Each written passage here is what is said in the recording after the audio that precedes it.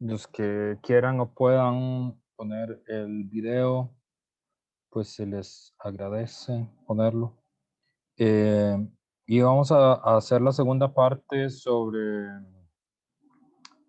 este tema del ascenso o el regreso digamos, de la discusión sobre el socialismo en Estados Unidos. Habíamos dicho que, bueno, que eso en general para nosotros es un poco difícil, porque nosotros normalmente asociamos la imagen estadounidense a esta idea del American Way of Life, ¿verdad? Eh, que es como la ideología oficial y también que es muy desconocida como la historia alternativa, digamos, del movimiento obrero y del movimiento popular en Estados Unidos. Eh, y habíamos quedado aquí con este autor, con Eugene Debs, eh, que fue durante mucho tiempo el principal referente del Partido Socialista de Estados Unidos, que fue eh, parte de los Wobblies, del Industrial Workers of the World y también del Partido Socialista. Eh, y bueno, y aquí en este texto, eh, bueno, y eso me obligaría a decir un par de cosas más. Además, como esa historia no se conoce, hay como una cosa que a mí siempre me ha parecido medio rara de la forma en la que nos llegan las informaciones sobre la historia del movimiento como popular en, en Estados Unidos hacia América Latina, porque llegan ya como filtradas de una ideología, ¿verdad? En la clase anterior, que hay varios en esta clase que también llevan la clase de historia del pensamiento costarricense, eh, lo podíamos ver, por ejemplo, con Marcus Garvey, ¿verdad? Que aunque él es jamaiquino, ¿verdad? La UNIA se desarrolla, digamos, el garveyismo como movimiento, aunque es un movimiento panafricanista, digamos, su centro está en Estados Unidos, ¿verdad? En Nueva York, es donde están los cuarteles generales. Em, ¿Verdad? Y cuando uno oye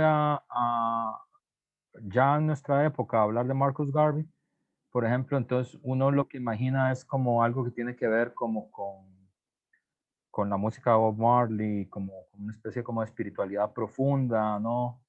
Este, em, y como con la tolerancia y como con el amor universal, y, como ese tipo de valores, ¿verdad? Es como los que uno cree que trata el garveyismo, pero eso solo sucede si usted no lee a Marcus Garvey nunca, ¿verdad? Y no se conoce la historia del garveyismo, y no lee qué es lo que estaban intentando hacer. Y bueno, en el otro curso, por ejemplo, que uno lee, que leemos a Marcus Garvey, eh,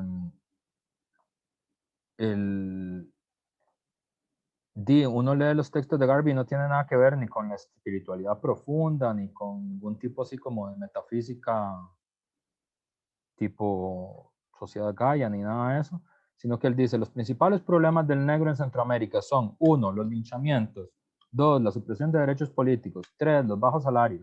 Eso es lo que dice, ¿verdad? Es decir, no tiene que ver nada con esta cosa de la tolerancia, ni espiritualidad profunda, ni...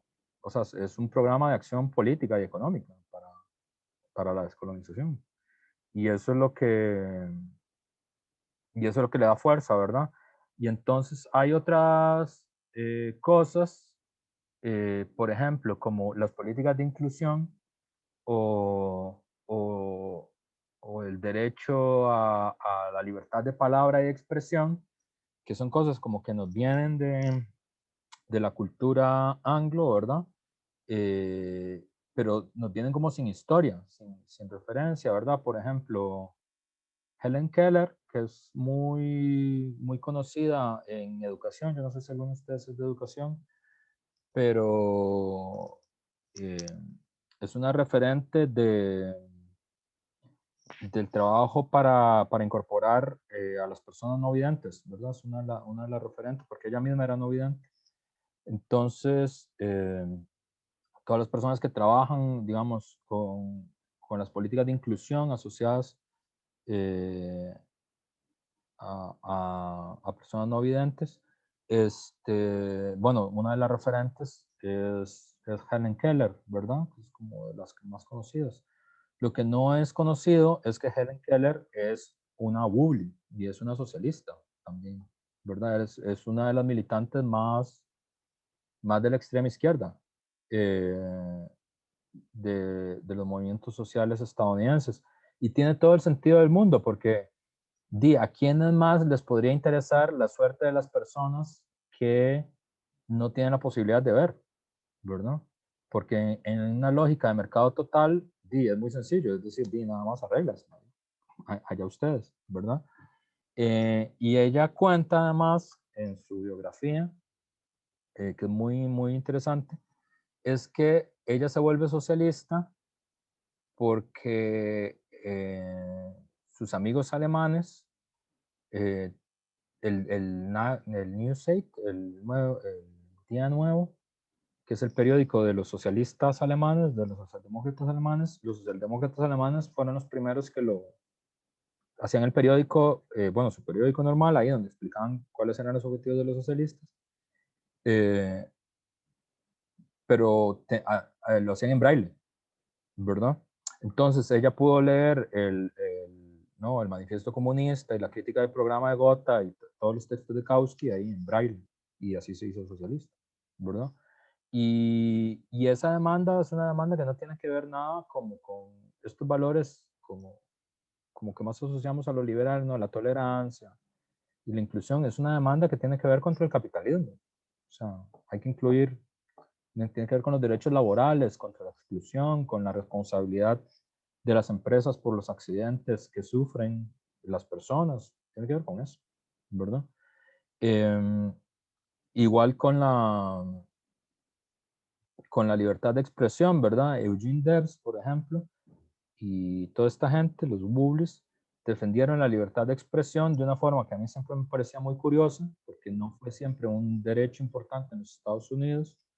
Por ejemplo, durante la Primera Guerra Mundial estaba prohibido hacer discursos contra la guerra, era prohibido, era motivo de prisión.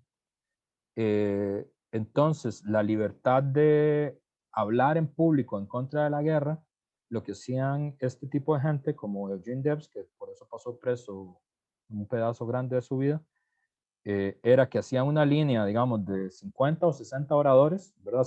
Decían, vamos a hacer este mitin para hablar contra la Primera Guerra Mundial y la participación de Estados Unidos en la Primera Guerra Mundial en tal esquina. Ahí nos vamos a juntar a hablar. Entonces, hacían un discurso, empezaba el primer orador a hablar en contra de la guerra, llegaba la policía, detenía a ese orador, se subía el otro orador, continuaba el discurso donde había quedado el primer orador y así 50 oradores. Y al final podían dar todo el discurso, eh, podían dar, digamos, un solo discurso en contra de la guerra, pero iban 50 de ellos presos, ¿verdad? Y todo eso para demostrar y defender el digamos, el derecho a que la gente pudiera hablar libremente, ¿verdad? El derecho a la libertad de hablar. Y de hecho, sí, José Humberto ahí lo dice, creo que es en la campaña electoral de 1912, Eugene Debs participa en la campaña electoral y está preso en la campaña electoral, está detenido. Entonces, hace la campaña electoral desde la cárcel. Eh, eh, y aquí hay varios comentarios de Nicolás y de José Humberto. Sí, fue con la ley contra el espionaje que lo acusan. Pero esa ley se la aplican a él y creo que también se la aplican a Emma Goldman, que habíamos hablado al inicio, ¿verdad? De que esta idea del terror rojo que es tan importante en los Estados Unidos y que tuvo como tres grandes periodos de furor, ¿verdad? Entre el 17 y el 19 con la Primera Guerra, entre el 47 y el 57 con el macartismo y ahora con Trump, ¿verdad? También que hay un periodo de reaparición de esta idea del terror rojo, ¿verdad? Eh, eso siempre normalmente es como un espejo distorsionado de la misma fuerza, digamos, de los movimientos obreros y socialistas y democráticos en Estados Unidos, que nosotros conocemos poco, la verdad, no los estudiamos mucho. Y bueno, y que tiene que ver con ese problema que ya habíamos hablado antes, un poco de una cierta insularidad de la historia norteamericana, de verdad un cierto excepcionalismo de la historia norteamericana, justamente porque es una sociedad imperial, ¿verdad? Entonces tiene como cosas que solo los Estados Unidos tienen. Pero bueno, eso no es una característica de los Estados Unidos, digamos, sino que es una característica de todos los centros imperiales, ¿verdad? Es decir, Roma es excepcional al resto de países, a los pueblos bárbaros alrededor de Roma, ¿verdad? España, la España del rey planeta es excepcional a la par del resto de países que están dominados por España, ¿verdad? Inglaterra de la época colonial también, es decir, hay estar en el centro, digamos, del sistema imperial te da una cierta excepcionalidad, obviamente, ¿verdad? Pero no es como una característica esencial del espíritu norteamericano, es una forma en la que se manifiesta eh, el, el, el sistema mundo, ¿verdad? Y bueno, aquí hay varios comentarios ahí en el chat que son muy importantes y que sí, que por ejemplo, que coincidirían con lo que yo quiero intentar transmitir, que por ejemplo, esta idea, la idea de la libertad de hablar, ¿verdad? El freedom of speech, que es como un valor que nosotros como que asociamos a cosas como la tolerancia, los valores como liberales y eso no es un valor liberal, es un valor de la izquierda política estadounidense, que se la ganó a pulso, ¿verdad? No es que se lo regaló a nadie. Y tiene que ver con esta tradición Woolly, ¿verdad? Que tiene que ver con esta forma de defender eh, la libertad de palabra, que a mí me pareció como muy asombrosa, ¿verdad? Como que a alguien se le ocurriera eso, como no nos dejan hablar, entonces lo que vamos a hacer es que nos vamos a repartir 3 minutos cada uno el discurso y vamos a ir 50 presos, ¿verdad? Pero al final el discurso contra la guerra va a ocurrir, ¿verdad? Como muy ingenioso, ¿verdad? Y eso es algo como que los latinoamericanos lo haríamos porque no da para hacer eso. Este, lo que sí es verdad es que salvo este momento de Debs, hay una cosa que es diferente de Estados Unidos en relación con Europa, por ejemplo, y en relación con América Latina, que sí nunca hubo un proceso como de independencia política del movimiento obrero masivo, ¿verdad? Es decir, el Partido Republicano y el Partido Demócrata siempre mantuvieron el control de la mayoría de la población, ¿verdad? El Partido Socialista, inclusive en sus mejores épocas, siempre fue una fuerza minoritaria y no logró, eh, curiosamente, el único lugar donde el sistema de partidista no se ha roto son los Estados Unidos todavía, ¿verdad? En toda América Latina el bipartidismo desapareció, o sea, no existe en ninguna parte. En Europa tampoco, ¿verdad? En Europa duró más, pero también ya se rompió en todas partes. Inclusive en Alemania, que siempre es un país así como muy estable, eh, y en Estados Unidos no se termina de romper. Y tiene que ver también con la forma en la que está pensado el sistema electoral eh, gringo, ¿verdad? Eh, y bueno, durante este periodo este periodo también en el que habla Debs y también durante el periodo de los años 30, en el ascenso del movimiento obrero de los años 30, eh,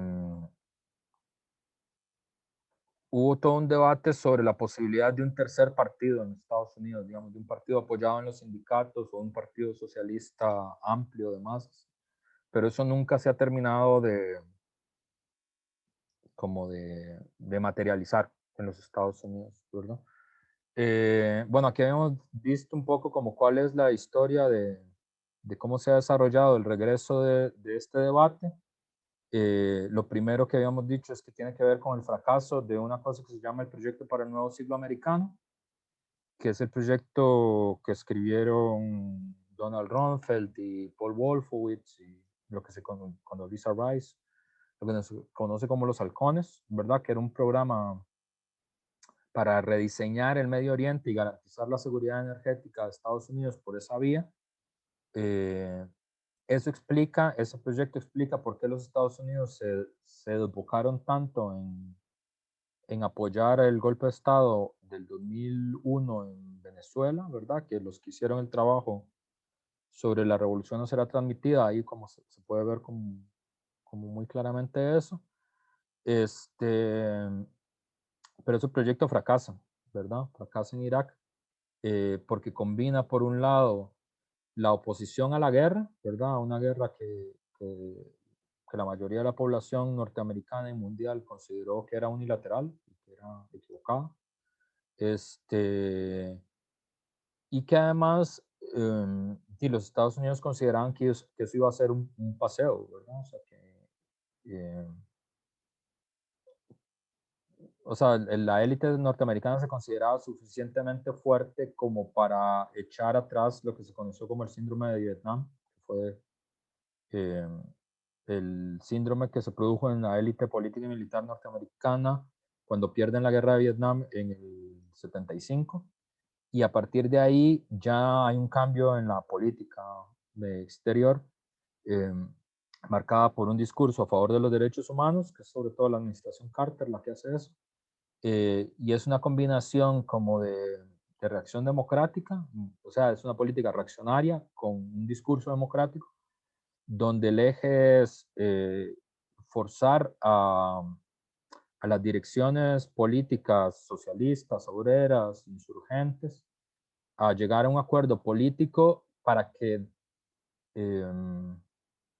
acepten las elecciones democráticas, entre comillas, y, y la economía de libre mercado, ¿verdad? Así fue un poco como se desmanteló la revolución centroamericana, ¿verdad? Es decir, el FMLN, la URNG y el sandinismo aceptaron dejar de ser guerrillas y de ser ejércitos para transformarse en partidos políticos y aceptaron la economía de mercado, ¿verdad? Tanto que en El Salvador, por ejemplo, la economía es dolarizada, ¿verdad? Es uno de los dos países que tiene dólar como moneda. Y cuando el faraón Martí llegó al poder, no cambió eso. La economía sigue dolarizada. Entonces, Irak lo que creen que es que va a ser un paseo, pero eso sale mal. Bueno, de Afganistán no han terminado de salir, todavía están ahí. Es la guerra más larga que han tenido. Y cuando salen con la administración Obama de Irak, salen y no terminan de salir, ¿verdad? Y con un efecto muy negativo, que es que la presencia muy negativo para ellos, ¿verdad? La presencia norteamericana termina fortaleciendo a los iraníes, ¿verdad? Que son como los rivales regionales de los Estados Unidos. Y el gobierno que quedó en Irak es un gobierno como pro-iraní. Entonces, ese proyecto fracasa y de ese fracaso es que viene toda la historia, ¿verdad? Viene primero un intento de lavado de cara, ¿verdad? De los Estados Unidos, que es la administración Obama, es la primera administración, que dentro de la tradición como más militante negra, ¿verdad? Como Angela Davis y Coronel West y esta gente, es visto como el ascenso de la burguesía negra al poder, ¿verdad? De una de los negros de la casa, dirían los garveyistas y los seguidores de Malcolm X, ¿verdad? Este, pero para que no cambie nada, ¿verdad?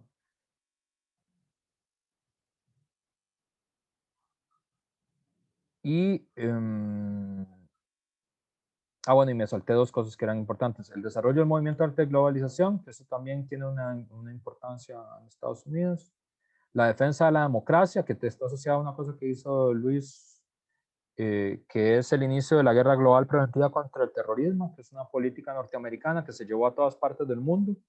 De hecho, la ley antiterrorista que tiene Costa Rica es un subproducto de la política de guerra global preventiva contra el terrorismo en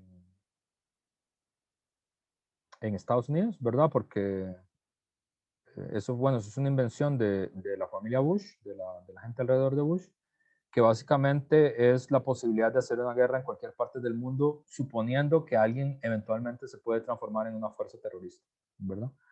Eso tuvo dos implicaciones. Una, desde el punto de vista democrática, que es muy aguda filosóficamente, que es la primera vez que eh, digamos, que se constitucionaliza la posibilidad de la tortura y que se suspende la posibilidad del habeas corpus en Estados Unidos.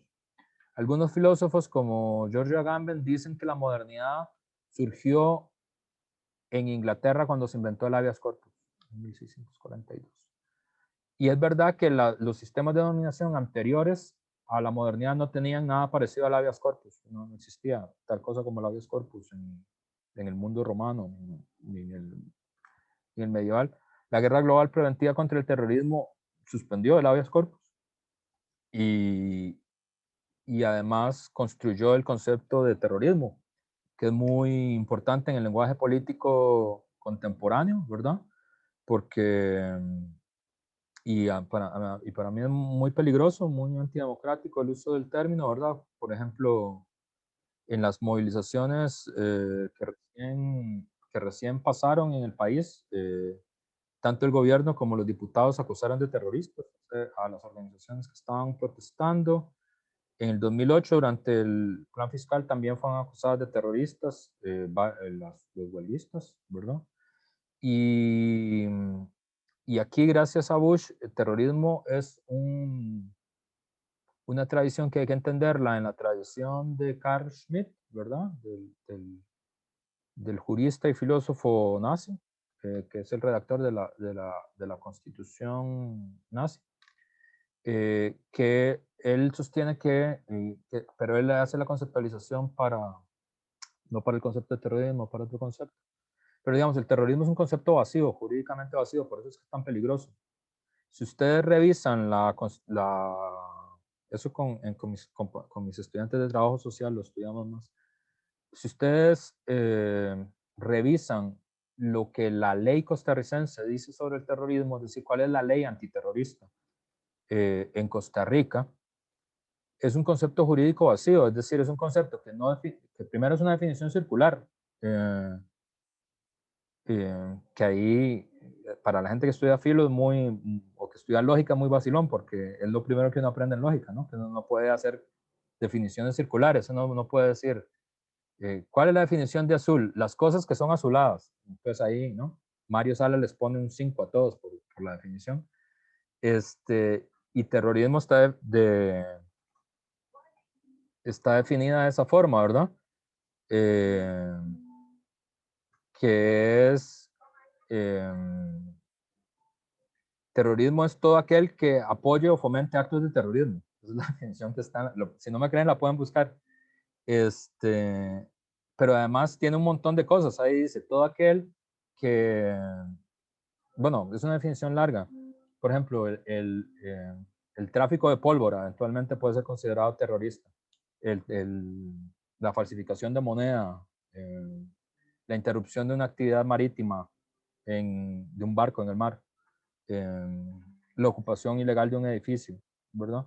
Todas esas, o sea, es una lista muy larga y desde el punto de vista democrático es muy interesante, digamos, y hay en Estados Unidos hubo toda una movilización democrática muy importante en relación con esto, que sigue hasta nuestros días y que está conectada también con las denuncias que hizo Snowden, ¿verdad? Y todo esto, con todo el descubrimiento, digamos, de los sistemas de inteligencia del, que se montaron a partir del 2011.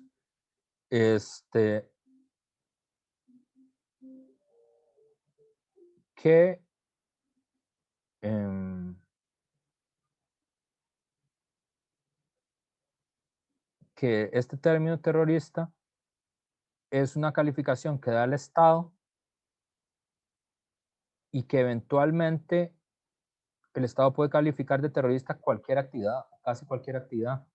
Si alguno de ustedes es de derecho, que creo que hay alguna gente que es de derecho, sabe que en el derecho penal es muy preciso, ¿verdad? Es decir, hay un acto, los actos están muy explicados con mucha claridad qué es lo que significa el robo, qué significa el incendio, ¿verdad? Y además tiene que ser muy preciso que se pueda definir que usted cometió ese delito, que se le puede ubicar a usted cometiendo ese delito, ¿verdad? Y eso se supone que es una garantía democrática mínima, ¿verdad? Que se pensaría de las sociedades que se dicen democráticas, ¿verdad? Pero con el concepto de terrorismo ya eso no es así, ¿verdad? Porque basta la calificación del Estado. Y cualquier actividad eventualmente podría ser considerada. Por ejemplo, que eso salió poco a la prensa, pero a mí me pareció muy interesante. Por ejemplo, Paul Watson, que fue parte de la gente que fundó Greenpeace, ¿verdad? Es un ecologista, pero se peleó con Greenpeace, ¿verdad?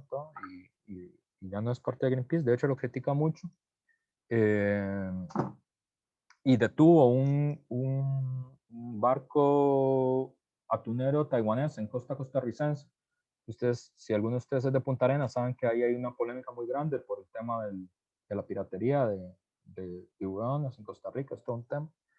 Y por ese acto, Paul Watson estuvo buscado como terrorista bajo orden costarricense, ¿verdad? Es decir, ese tipo de acciones que hacen los movimientos sociales, ¿verdad? Como detener barcos, como tomar edificios, eventualmente podrían ser calificados como terroristas. No siempre son calificados como terroristas. Es normal que haya momentos en los que se hace eso y no aparece calificado como terrorista.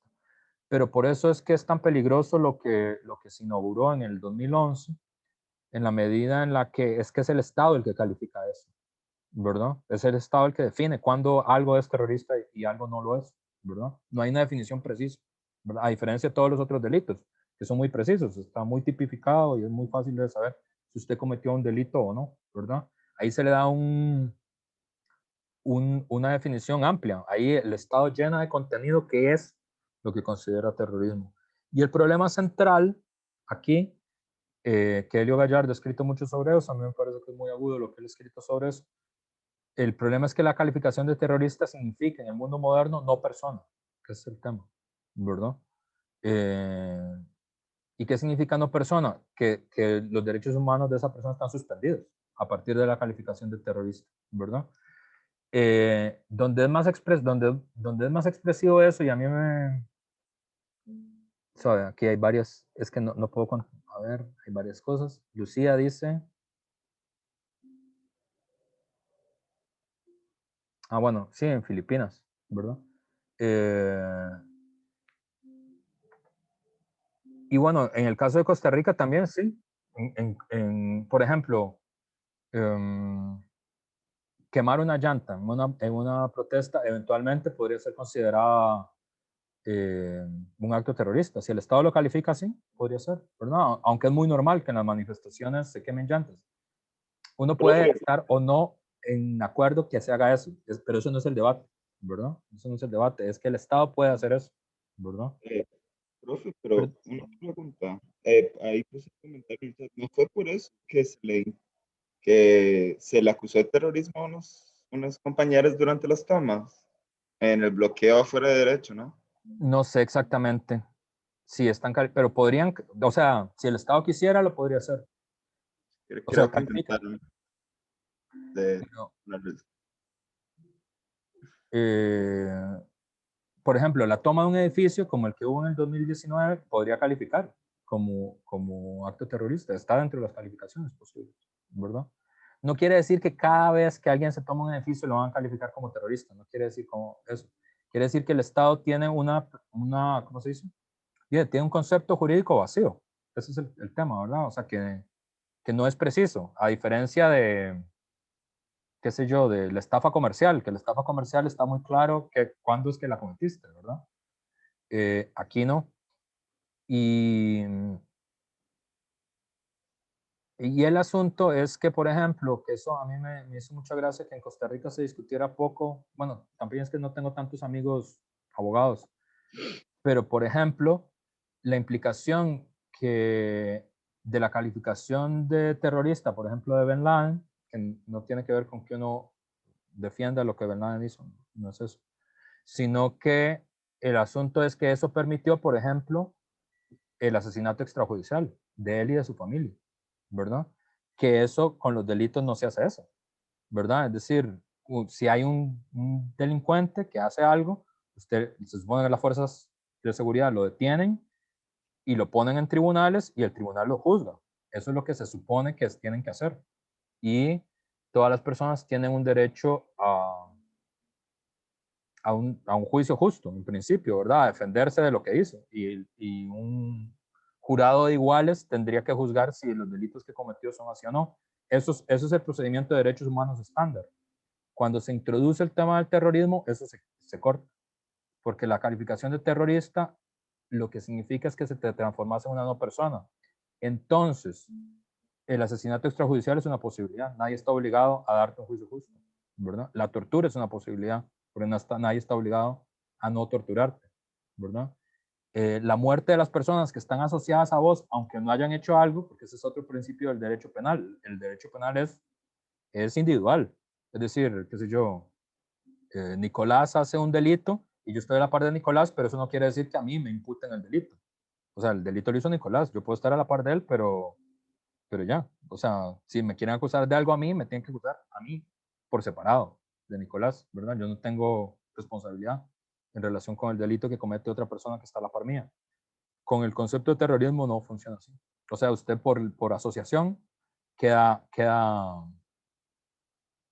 queda acusado, ¿verdad?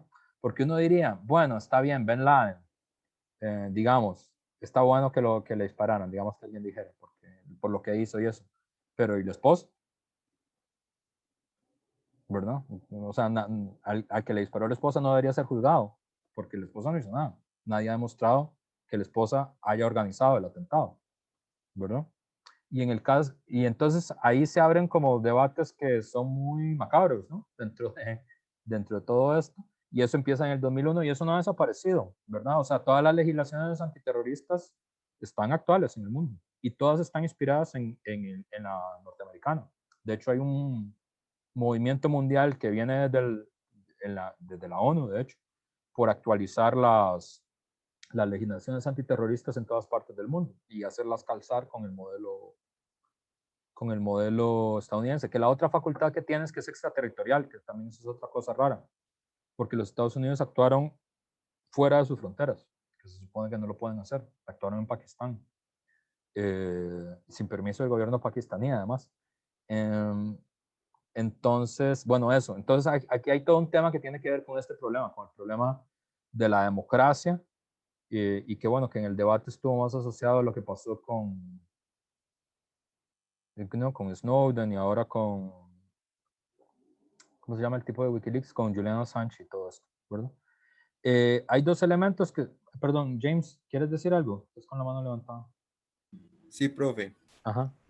Sí, con respecto a lo de las tomas y eso, bueno, Uh-huh. al menos que yo sepa, que igual no, a mí no me gusta como preguntar mucho, a los compañeros de leyes, digamos, que Uh-huh. capturaron ahí, bueno, se les quería imputar de eso que usted dijo, de, digamos, de la socialización del terrorismo, Uh-huh. como cohecho, creo que se llama, o algo así, y de lo que no se les acusa explícitamente terrorismo, pero sí como de intento de homicidio y de incendio, me parece. Y luego con la gente en la UNA, sí me recuerdo como en las noticias, como trataban de desprestigiar la toma, por decirlo así, eh, cuando entrevistaban y decían como que la cosa era muy horizontal y que no habían líderes. Entonces es como revivir el anarquismo, pero En clave en terror rojo. exacto, en sentido de caos, de propaganda por los hechos, Sí, sí. sí, De judíos con bombas y cuchillos. exactamente, sí, y pues sí, al menos no sé si los compañeros y compañeras no sabrán que en Occidente, en San Ramón, la policía persiguió a la gente que estaba haciendo los bloqueos con drones y todo por fincas, y hubo gente que casi se va a barrancos simplemente porque, para que no les capturaran, ¿verdad? Entonces, ya ahí uno puede ver realmente quiénes son los que efectúan el terrorismo, digamos, si es el Estado o si son los movimientos de protesta. Sí, si les interesa más ese tema, hay un texto que a mí siempre me ha gustado mucho que se llama Terror y Terrorismo en América Latina, de Elio Gallardo, y que como que conceptualmente a mí me parece muy fino.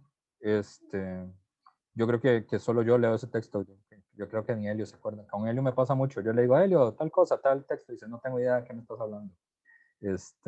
Por ejemplo, con el que los pongo a leer a ustedes, me pasó. Que él ni se acordaba que lo había escrito. Bueno, entonces, retomando, hay dos, o sea, está todo este tema que tiene que ver con la democracia, tiene que ver todo este tema que tiene que ver con el fracaso de los proyectos imperialistas, ¿verdad? De largo alcance.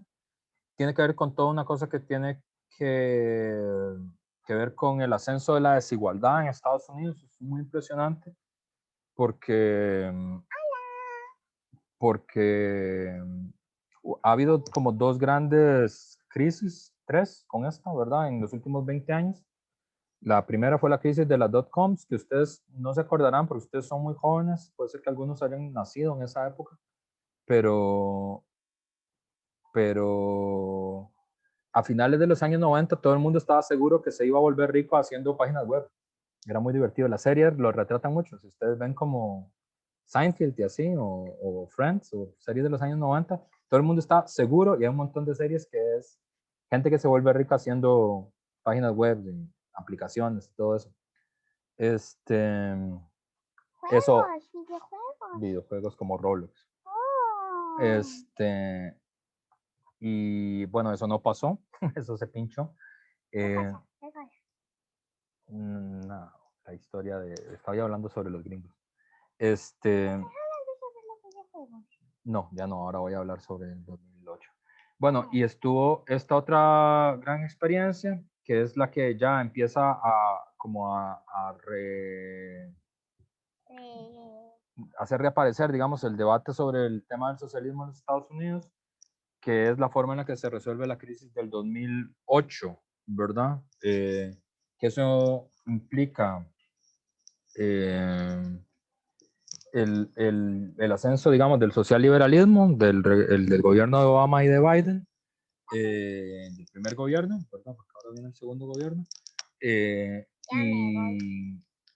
y esta idea, de verdad, de ocupar Wall Street, que mezcla, por un lado, como los valores de la primavera de los pueblos, como la idea de ocupar los espacios públicos, con el hecho de que en Estados Unidos está Wall Street, ¿verdad? Que es como el corazón del capital financiero, que es uno de los elementos centrales de malestar, ¿verdad? De los sectores populares en el último tramo, porque tanto en la crisis del 2002 como en la crisis del 2008, como en la crisis del 2016, el capital financiero sale intacto de la crisis, es decir, no tiene pérdidas, ¿verdad? Ni los bancos, ni las grandes instituciones financieras. De hecho, el eslogan con el que se enfrenta el 2018 los bancos es esta idea de too big to fail, ¿verdad? Son demasiado grandes como para dejarlos caer, ¿verdad? Que es esta idea que se ha popularizado en Estados Unidos. Bernie Sanders habla así, ¿verdad? Que es la idea del socialismo para los ricos, ¿verdad? Que también Owen Jones habla así, ¿verdad? Es decir, el socialismo está mal cuando es para los pobres, pero para los bancos ahí sí puede haber socialismo. En el sentido de que fue básicamente con dinero público, ¿no? Como los bancos se salvaron, ¿verdad? De la caída en cascada. Que también es muy vacilón porque es como una contramano yo creo que en eso estamos en un periodo muy interesante, porque va como muy a contramano de como la ideología oficial que se ha impuesto en la globalización neoliberal en el último tramo, y que es la ideología oficial de los Estados Unidos también, como la idea del libre mercado y la idea del libre mercado como un valor central, digamos, que habría que defender, porque bueno, desde el punto de vista de las teorías del libre mercado, todos estos bancos tendrían que haber desaparecido, ¿verdad? Porque no podían competir en el libre mercado, y sin embargo se les rescató con dinero público. Otras empresas como la Ford, por ejemplo, que también fueron rescatadas, tendrían que haber cerrado y no cerraron porque fueron rescatadas con dinero público. Y bueno, con un acuerdo con el sindicato. Entonces, es muy interesante porque yo les había dicho que a mí una de las cosas que me parecen más interesantes de esa cultura política gringa es que así como nosotros tenemos revistas de filosofía, ¿verdad? Y revistas de ciencias sociales, y uno escribe ahí artículos sobre Aristóteles y lo que sea, ¿verdad? Ellos tienen como sus propias revistas donde discuten qué es lo que van a hacer con el mundo, ¿verdad? Como el Foreign Affairs y ese tipo, y son debates públicos, ¿no? Y dicen, nosotros vamos a partir a Irak en dos y juntarlo con Irán y no sé qué, y todo eso está escrito en público, no es como que sea nada que escondan ni nada. Por eso es que, bueno, hay muchas razones, pero digamos, una de las razones por las que a mí me parece más absurdas, digamos, las teorías de la conspiración, las teorías de la conspiración, no es porque las conspiraciones no existen, las conspiraciones existen, eso es verdad, pero no porque sea nada secreto, si normalmente todo lo que van a hacer lo dicen en público, ¿verdad? Está escrito, si usted lo busca, ahí está, digamos, el plan para rediseñar Oriente Medio en el año 97, eso era público desde el año 97, todo el mundo lo conocía, estaba escrito, firmado, usted podía saber quiénes tenían esas ideas. Podía saber inclusive qué empresas apoyaban ese proyecto, ¿verdad? Y en este tipo de revistas, por ejemplo en el Foreign Affairs, ya a mí me parece muy interesante que ya no hablan de libre comercio, y como todos estos valores del consenso de Washington, ya no es tan frecuente que usen ese tipo de términos, sino que están hablando ahora del state-led capitalism, es el término que están usando, como el capitalismo liderado por el Estado, ¿verdad? Que para mí es muy interesante porque es como una aceptación tácita del fracaso de la ideología del libre mercado, ¿verdad? Es decir, eso del libre mercado es un desastre, pasó lo del 2002, pasó lo del 2008, eso no, ocupamos un Estado, bueno, que es lo que Marx y Lenin y Trotsky le llamaban el capitalismo monopolista de Estado, es el nombre que se usa dentro del marxismo. Pero digamos, eso aceptado por ellos mismos, con sus propios términos, es muy llamativo, ¿verdad? Dicen, no, ocupamos un Estado fuerte que proteja sobre todo a las grandes corporaciones y ese es el tipo de Estado que necesitamos, ¿no? Eso de libre comercio, nada. Y es muy vacilón, porque eso es público, ¿no? No es como ninguna teoría de la conspiración.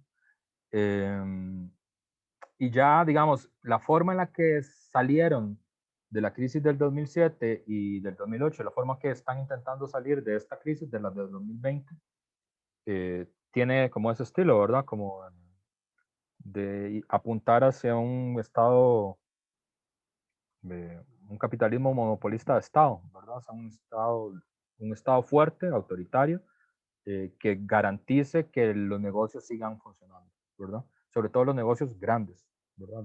Los más grandes entre los negocios.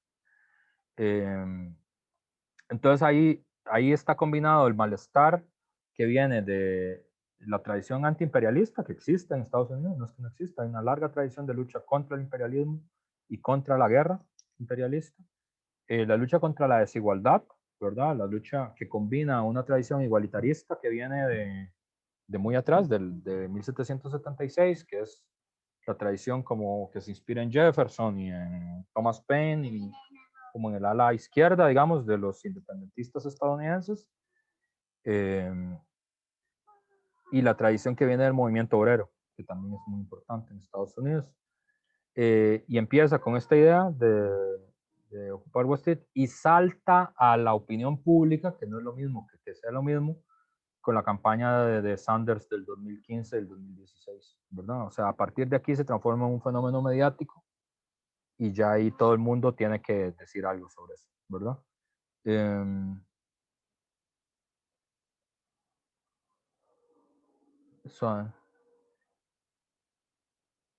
No les puedo seguir el debate en el chat. Entonces ahora en medio, en el corte lo leo. Bueno, ya es tiempo del corte. Ya hay break. Entonces, ahora lo que vamos a ver es un poco esta discusión que hay sobre qué es Trump, si es fascista o no es fascista y por qué fue que subió, y como las... Están viendo cosas de Trump. Porque estamos hablando de los que son rivales de Trump en Estados Unidos. Sí, todo el mundo. Bueno, no, ojalá fuera todo el mundo, no es todo el mundo. Y luego como los movimientos sociales, digamos, que han reactualizado todo este debate que tiene que ver con lo que los Estados Unidos le dicen el regreso del debate socialista. Pero entonces vamos a hacer el corte. Vamos a hacer el corte. Listo. Porque si no, vean, si no se van a desmayar. Vamos a hacer el corte, Huela, Desmayar de hambre. Oh. Mira la cara de Nico y de Caro. Está muriendo de hambre. Entonces, 11:55. Hola, Alicia. Ahí está James. Te mando saludos. Hola, James. Hola, ¿qué tal? Tenía rato de no andar por acá, pero ya volvimos. Gracias.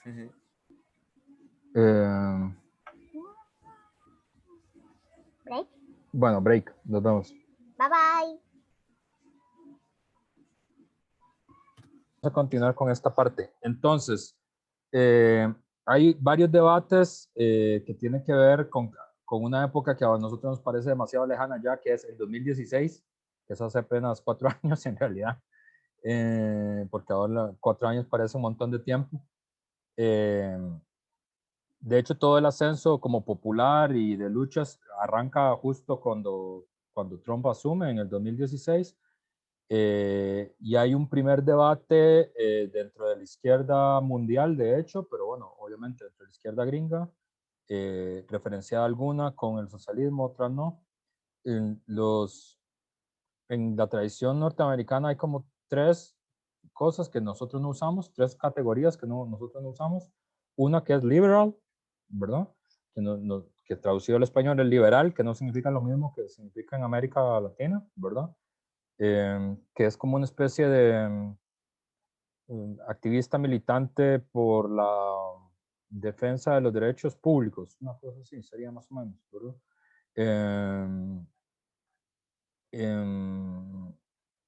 En el último periodo ha habido otra definición que ha empezado a usar, que es progressive, que es como le dicen a Alexandria Ocasio-Cortez, ¿verdad? Y a Omar, a Ilhan Omar, ¿verdad?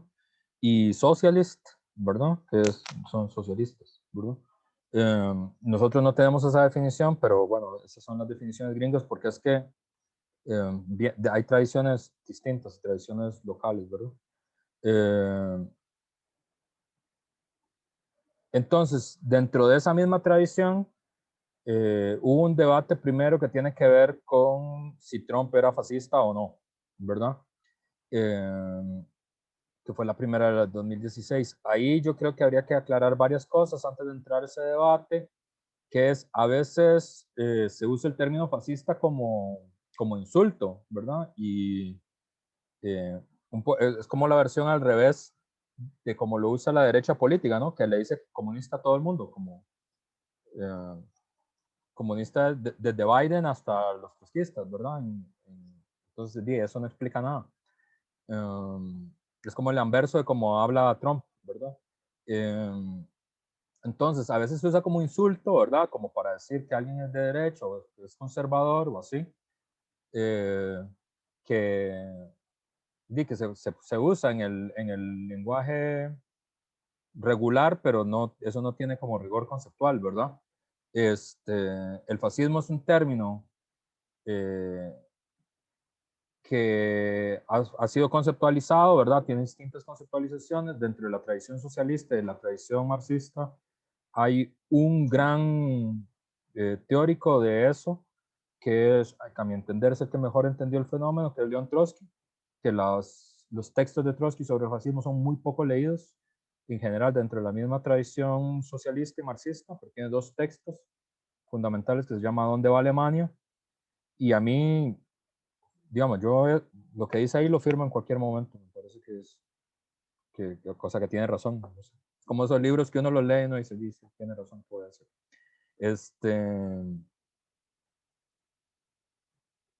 Hay otros autores, no son los únicos. Hay un autor que escribió sobre eso, pero no está en español, que es Zinoviev, que parece que es otro autor de referencia, pero lo que escribió solo está en alemán. Entonces yo no conozco el trabajo, pero sí lo he visto referenciado en otros autores que estudian el tema. Y en Italia hay un libro de un socialdemócrata que se llama Antonio Tasca, que escribe sobre el fascismo y también es muy interesante para entender, o sea, a mí me parece que lo que me parece más agudo a mí es lo que escribió Trotsky y lo que escribió Tasca dentro de la tradición marxista o socialista, ¿verdad? Y ya luego hay otros autores ya en la segunda parte del siglo XX, como Nikos Poulantzas, que son más marxistas occidentales, que también tienen trabajos sobre eso. Pero el fascismo es el nombre de un concepto, pero que es tomado de Italia, porque en el primer momento donde triunfa el fascismo, no el primer movimiento fascista que ocurre, sino el primer lugar donde el fascismo triunfa, es en Italia. En el año 22, después de que es derrotada el movimiento de los consejos de Turín, que es sobre el que escribe Gramsci, ¿verdad? Y se llama fascio porque la organización de base de los fascistas eran los fascios di combate, un nombre italiano, y de ahí viene el fascismo, ¿verdad? Hay varias cosas que a mí me parecen interesantes, que es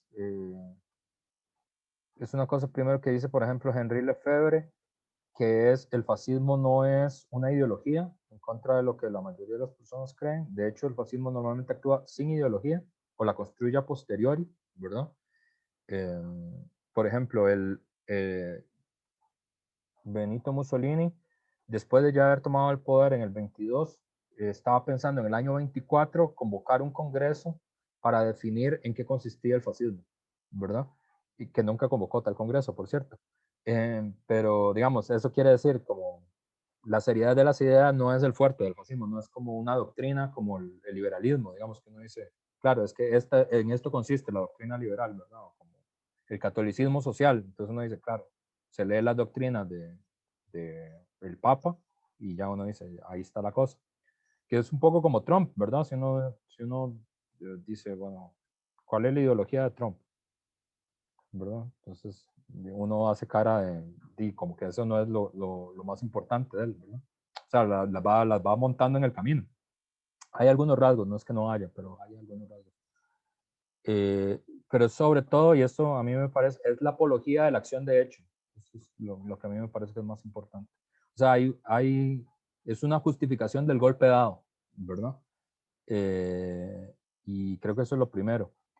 Y la segunda cosa que creo que es importante es que es sobre todo, y bueno, y hay todo un debate dentro de la tradición marxista sobre si existió fascismo después del nazismo alemán. Ahí hay un debate grande dentro de la tradición marxista, porque el fascismo alemán y el fascismo italiano y el nazismo alemán tienen en común que tiene que ver con cuatro cosas. Uno, que son países capitalistas periféricos, que llegan tarde a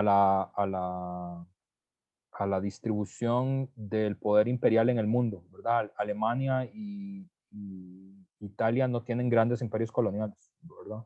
Y a diferencia de Francia y de Inglaterra y Estados Unidos. Eso es lo primero. Llegan tarde al reparto colonial. Tienen procesos de modernización autoritaria desde arriba, o sea, no tienen en su historia social una democratización desde abajo, ¿verdad? Como la Revolución Francesa o como la Revolución Gloriosa Inglesa, sino que la modernización de Alemania fue por arriba toda, ¿verdad? Pactada entre las clases dominantes. Igual la italiana, es una transición pactada por arriba. Pierden la guerra, lo que los coloca en una situación de inferioridad y una situación de humillación nacional, que es sobre todo el Tratado de Versalles, ¿verdad? Esto tiene en común con Trump, por lo tanto son antiglobalistas, porque fue el Tratado de Versalles el que, digamos, selló la humillación alemana y la humillación italiana.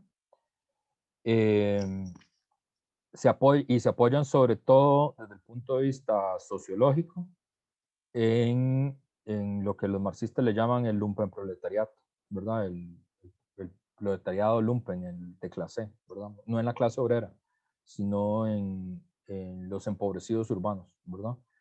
Entonces, los casacas pardas alemanas eran sobre todo, eran pequeños propietarios arruinados y desempleados, ¿verdad? Pero era un movimiento de masas, ¿verdad? Esa es la diferencia. O sea, era un movimiento que tenía organismos de masas, ¿verdad? Que no eran de la clase obrera y no eran del campesinado, pero eran de los pequeños propietarios arruinados por la guerra y asfixiados por la guerra, o de los desempleados, ¿verdad? Esa sería la otra característica. Y la otra, que es como la definición que da Trotsky, es que el fascismo es el uso de métodos de guerra civil para destruir a la clase obrera. O sea, lo que hay es un desarrollo de una guerra civil desde arriba y cuyo objetivo fundamental es destruir todas las formas de democracia proletaria posible. Destruir el Partido Comunista, destruir el Partido Socialista, destruir los sindicatos, ilegalizarlos, ¿verdad? Y dentro de ahí hay una mezcolanza ahí de ideologías para justificar eso, ¿verdad? Que va desde el irracionalismo metafísico ese que usaba usaba Hitler, perdón, lapsus, pero también pasando por como una apología de los grandes pasados nacionales romanos y alemanes, ¿verdad? Que es esta cosa de la selva negra alemana y el pasado imperial romano, mezclado con racismo, digamos, con racismo contra los judíos y racismo contra los negros,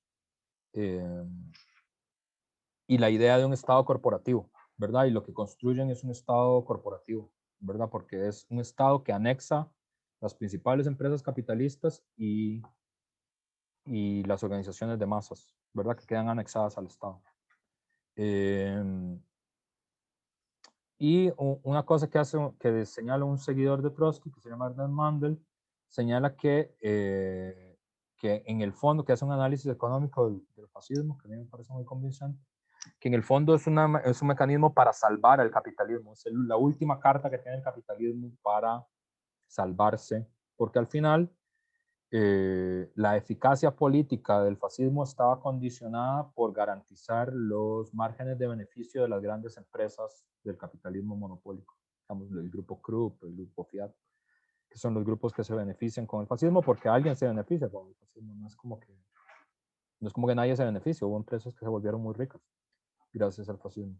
Hay un debate que no está claro, bueno, hay todo un debate sobre la cuestión judía, o sea, el papel del racismo dentro de esa tradición, que tiene que ver con el debate sobre la cuestión judía, que es un debate que alguna vez me gustaría tener un curso sobre eso. Pero el mejor libro sobre eso es un libro de un marxista judío, o sea, judío de origen, no de religión, porque los marxistas no tienen fe religiosa. Se llama Abraham León, que además lo escribió en un campo de concentración, porque hay que tener deseos de escribir para escribir una interpretación materialista del judaísmo en medio de un campo de concentración.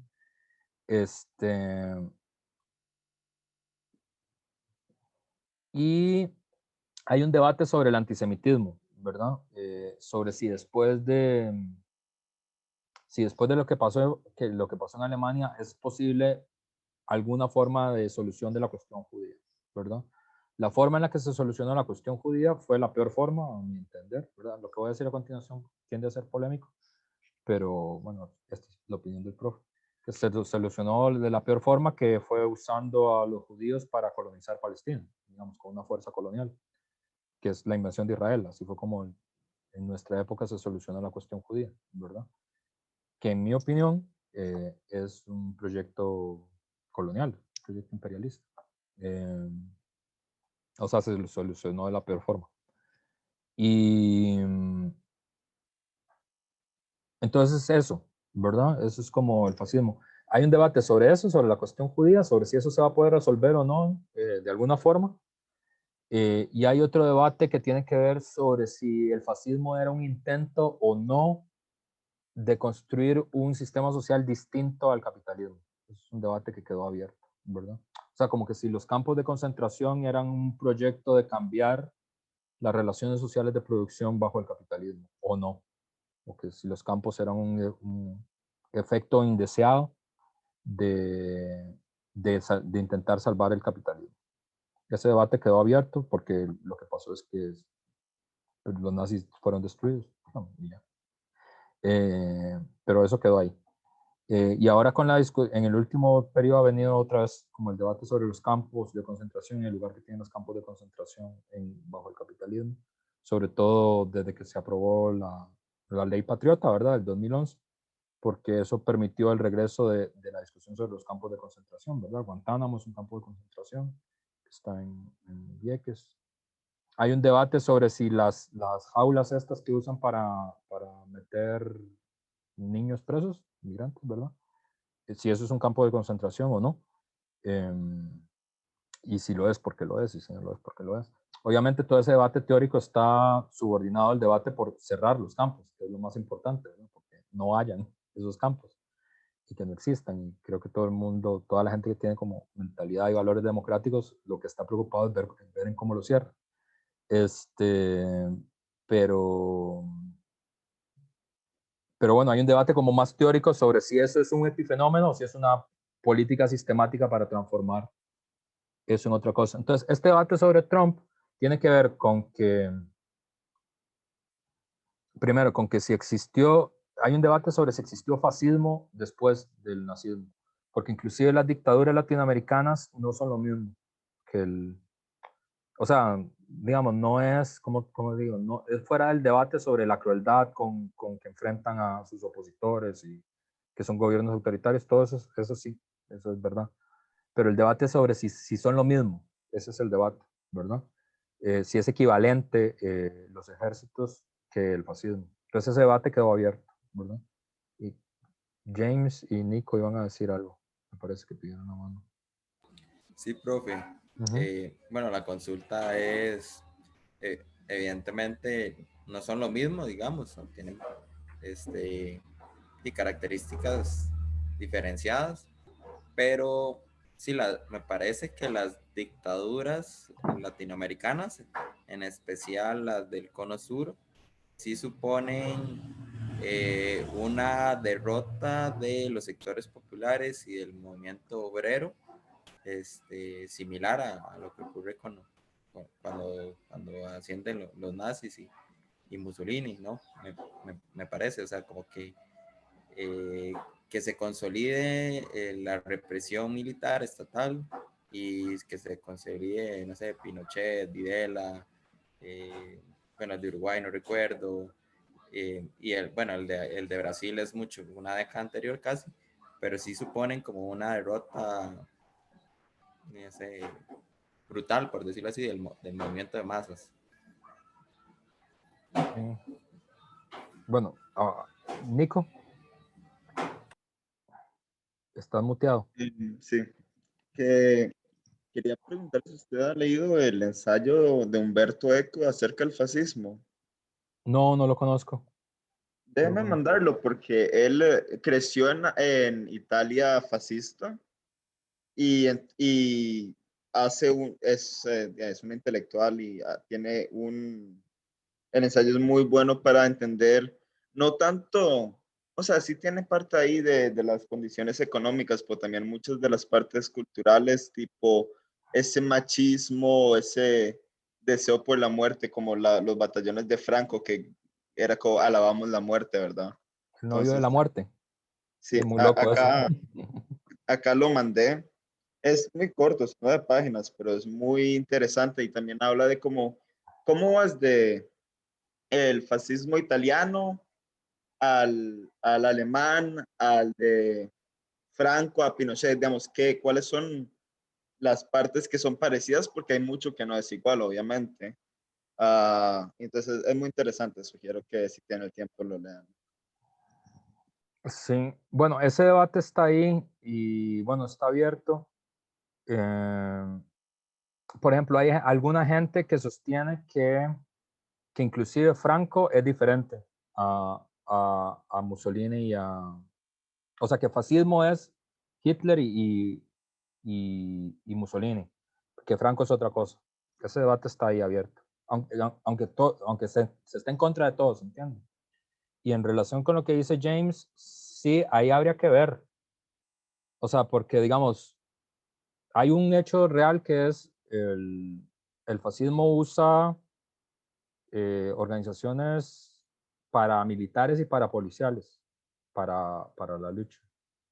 En cambio, en el caso latinoamericano lo que se usó fue el ejército, ¿verdad? Entonces ahí hace una diferencia. Y sí es verdad que en el caso chileno sí fue una guerra de exterminio del movimiento obrero, digamos, de destruir el movimiento obrero y sus organizaciones. No lo lograron, pero ese era el objetivo, digamos. Igual con la dictadura de Videla. Pero no todas las dictaduras latinoamericanas hicieron eso, ¿verdad? O sea, sí le pusieron límite al movimiento obrero y lo frenaron, digamos, lo castigaron, pero no lo desaparecieron. Entonces ahí hay como matices, ¿verdad? Que es como el matiz entre la sartén y el fuego, no sé, a veces a mí me suena un poco así ese debate, pero yo creo que desde el punto de vista del pensamiento es como importante, ¿no? Como conceptualmente importante saber que las cosas no son lo mismo, ¿verdad?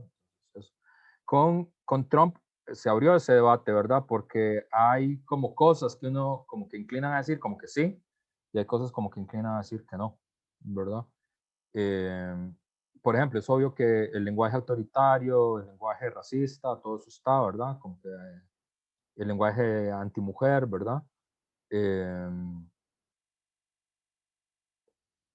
en Estados Unidos, que es una tradición gringa también, hay mucha organización parapolicial y paramilitar, ¿verdad? Que los norteamericanos le dicen milicias, ¿verdad? Pero esa tradición está en todos lados, ¿verdad? O sea, hay una tradición de derecha, pero también hay una tradición de izquierda, miliciana, que tiene que ver con esa extraña cosa norteamericana que, que como la guerra norteamericana se combatió no con un ejército regular, sino con milicias, ¿verdad? Entonces eso quedó en la tradición nacional y me parece que es una tradición muy importante. Entonces, o sea, hay milicias de derecha, pero también hay milicias negras. Eso todo el mundo lo hace. No todo el mundo, pero digamos, uno puede encontrar las dos cosas de ambos lados. ¿Cínico?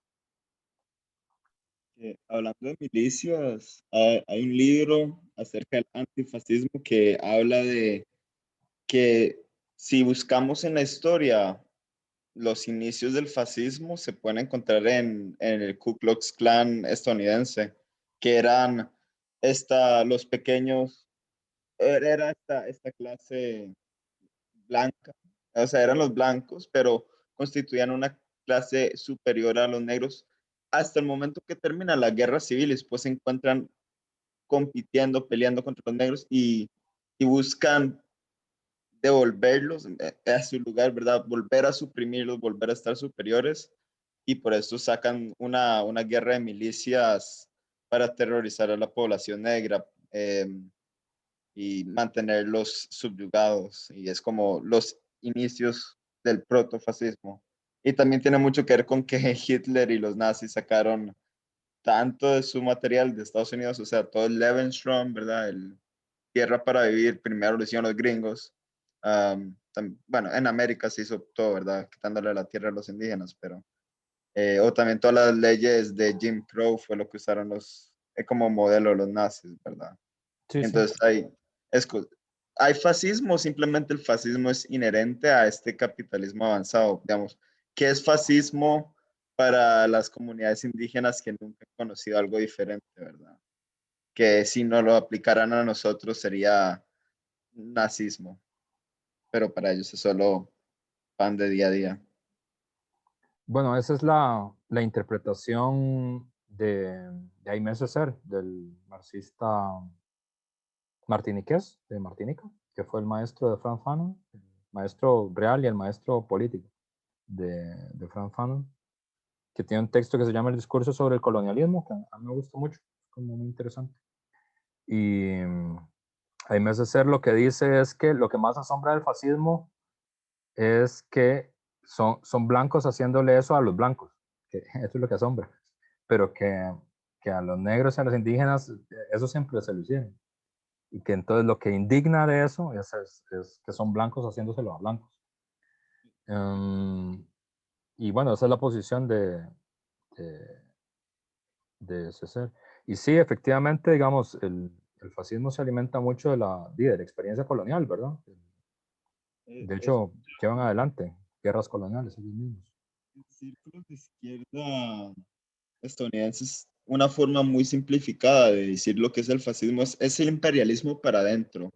Es todas las prácticas de que los Estados Unidos ha hecho en todo el mundo o contra las poblaciones minoritarias adentro de sus fronteras, pero contra la población blanca. O digamos, los nazis invadiendo Europa del Este para colonizarla y llenarla de alemanes. Es lo mismo que Inglaterra conquistando Australia o toda África, los poderes europeos o Estados Unidos, el resto de Estados Unidos, o Argentina y Chile, ¿verdad? Es como todos estos índices del fascismo que no son reconocidos así solo porque eh, es contra gente que no es blanca, ¿verdad? Sí, esa es como una de las... Sí, digamos, esa es la lectura de MSC. Bueno, ese debate está ahí, ¿verdad? Puesto como... No está cerrado, está abierto, como qué es lo que significa el fascismo. ¿Tá? A mí, mi opinión, esta es mi opinión, ¿verdad? Entonces pongan, esta es la opinión del profe, entonces seguramente está mal. A mí, la forma en la que a mí me parece es que Trump hace parte, que es un gobierno conservador, que es un gobierno autoritario, que hace parte de todo un modelo de gobiernos que no son nuevos, para mí no es nuevo. Lo que pasa es que cuando pasa en Estados Unidos todo el mundo le pone atención, pero este, que ya esa idea había venido, esa idea viene, a mí me parece, del sureste asiático, que fue con el gobierno de Singapur, que es la primera vez que se empieza a hablar de eso, que es la idea de la democracia con valores asiáticos, que son los singapurenses los primeros que empiezan a hablar de eso, que es algo que sea como que se parezca a una democracia, pero que no haya libertades civiles. Esa es como la idea. O sea, como que hay elecciones, eso sí, pero, pero sin habeas corpus y sin mucha democracia, ¿verdad? Entonces, y que eso hay teóricos de eso en Singapur, que le dicen la democracia con valores asiáticos. Y el otro que inventó un término que a mí me parece brillante, no él, pero el término me parece brillante, es el húngaro que está gobernando Hungría, que se llama Víctor Orbán, que lo que dice es, nosotros vamos a construir una democracia y liberal.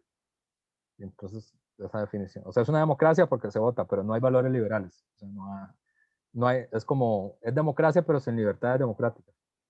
Entonces son gobiernos como autoritarios en esa clave, eh, pero no me parece que sean fascistas como los definía Trotsky. Lo que sí hacen, o sea, yo estoy de acuerdo como en esto que dice este tipo Mark Bray, lo que sí es que le liberó la voz al fascismo, eso sí. O sea, las organizaciones fascistas existentes se sentían más autenticadas, digamos, más libres de poder actuar, digamos, a partir de que Trump llegó, ¿verdad? Pero eso no lo hace a él directamente fascista. Lo hace un gobierno autoritario, como estos, como los de Urban, ¿no? Como, el proyecto es eso, ¿no? La democracia con valores occidentales, o la democracia liberal, ¿verdad? Profe, Uh-huh. es que Mark Gray fue el que dijo en su libro del antifascismo, fue el que dijo que el Ku Klux Klan era protofascistas. Sí, me sonaba el nombre. Sí, sí. Entonces está ese debate, ¿verdad? Y entonces yo les dije mi opinión, pero ese debate ahí está abierto, ¿verdad? Eh, y como está todo ese debate sobre ahora en curso, si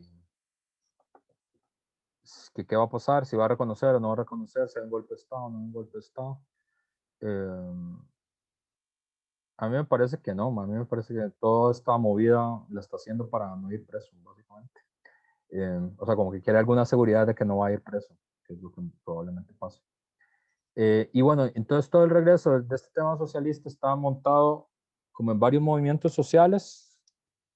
Una cosa que viene del movimiento negro, ¿verdad? Que tiene que ver con, que está dividido en dos básicos, ¿verdad? Uno que es integracionista y otro que es descolonizador, ¿verdad? Entonces ahí hay una tensión entre los dos, que uno lleva como hacia Obama y así, ¿verdad? Y hacia Colin Powell, y otro lleva como hacia Marcus Garvey, como es Malcolm X, ¿verdad? Son como dos tradiciones.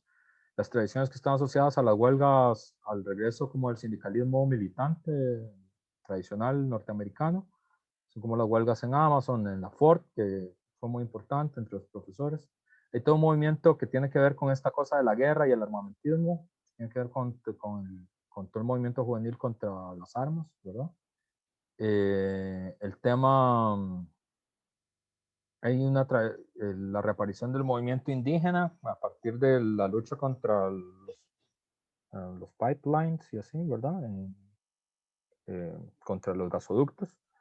Y el movimiento de mujeres es el otro elemento que está ahí mezclado, que ha sido muy militante también contra Trump, ¿verdad? Entonces, de esta mezcla de todos estos movimientos sociales reaparece todo ese debate como socialista, porque mezcla todos los temas, el racismo, movimiento obrero, ¿verdad? La juventud sin futuro, los pueblos indígenas, todo esto, ¿verdad? Vamos a ver acá. Estos son los datos de huelgas, ¿verdad? Que es un periodo de los periodos donde más actividad huelguística ha habido en Estados Unidos. Bueno, estos son todos los no voy a soltar eso. Sí. Bueno, a partir de la campaña 16 es que empezó esta idea como de que la mayoría de la población joven estadounidense, lo del socialismo le parecía que estaba bien eso, que sonaba bonito, que es vacilón porque es la generación post-URSS, ¿verdad? O sea, es toda la generación después de que la URSS desapareció.